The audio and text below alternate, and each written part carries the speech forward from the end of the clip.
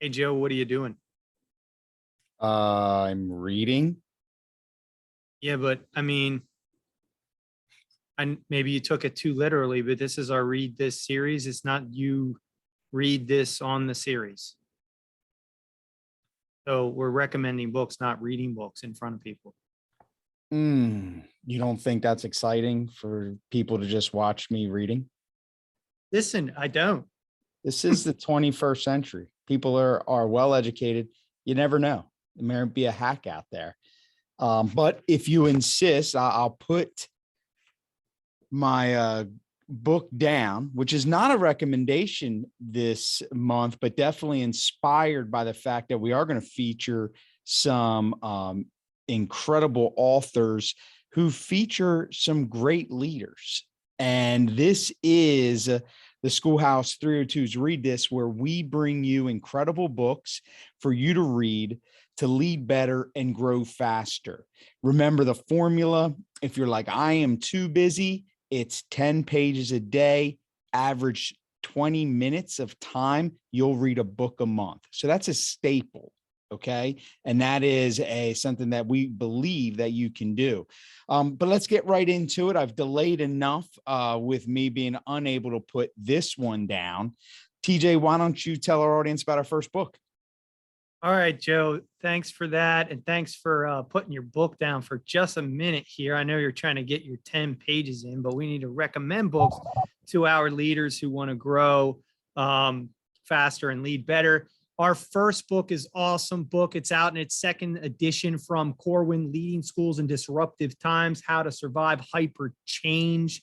What an awesome book by Mark White and Dwight Carter. We got to talk to Dwight Carter. We'll link to that in the show notes in our podcast, our One Thing series. He was really insightful. Here's what I want to say about the book. It's chock full of information about how to lead through hyper change and how to do that well in a school, very specific to schools.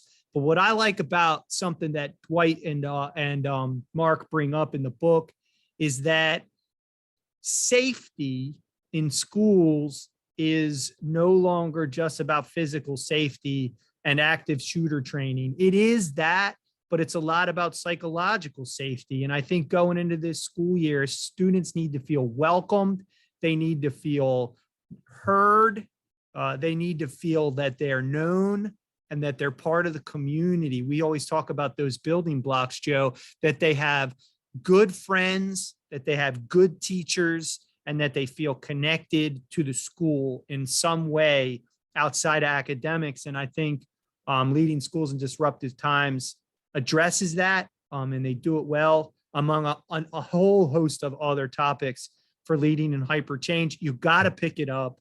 Leading Schools in Disruptive Times. We'll link to it in the show notes. But you got a good one too that you wanted to recommend this time. I do. And before I get into that, I do want to echo one of your sentiments about hyper change. As educators, we know that change right now is rampant and mixed with uncertainty. What I like about this second edition, and you mentioned that, TJ, on the introduction to the book, is the authors talk about a tapestry of issues affecting schools, many of which compound the effect they're having on students and staff. And so I don't think anymore we can think about, oh, we got to get buy-in for this initiative. I don't remember a time, perhaps even prior to COVID, we've talked about buy-in on one initiative. It doesn't exist anymore. And the fact that they cover a lot of different issues, I really enjoy it. But you're absolutely right. You know what? I've actually inboxed this author to get on the show. So if somehow this recording gets into her inbox, you know, what a interview we would have with Doris, Kearns, Goodwin. We are big fans. And let me say why. First, before I get into this book, Leadership in Turbulent Times, she's an amazing author. First off, this book, which we'll dig into in a second on why we like it, before we get into that, I want to acknowledge her ability to translate real stories into leadership practices through really an unbiased eye is phenomenal. And that is insanely hard to do.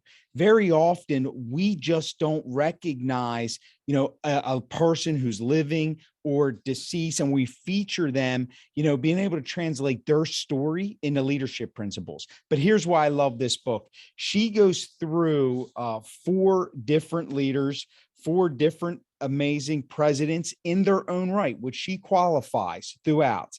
And really journeys their story, and different times they had to make critical decisions, and they all led in very turbulent times. And you may disagree with some of their decisions, but it's not about that. It's the leadership lens in which they look at everything.